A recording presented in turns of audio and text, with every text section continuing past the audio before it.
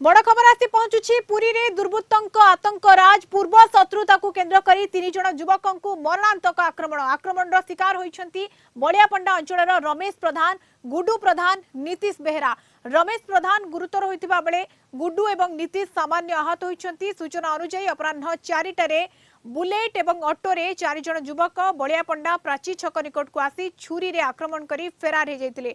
गुरुतर अवस्था 3 जन को सदर मुख्य चिकित्सालय भर्ती करा जाइछि। घटनास्थल रे बलियापंडा थाना पुलिस एवं सिटी डीएसपी पहुंची तदंत आरंभ करिसेंती। पुरी सीनियर रिपोर्टर शैलेंद्र आचार्य आम सहित जोड़ी होती। शैलेंद्र 3 जन युवकों को मरणांतक आक्रमण करा जाइछि कोन या पछर कारण एवं पुलिस समानक निकट पहुंची पारलानी कि देखो पुरी जिले में गत किछि दिन हेब आईन श्रृंखला परिस्थिति संपूर्ण विपर्यस्त हो पड़ी। आप जानते कणासुर जो भाव में जड़े युवकों हणागला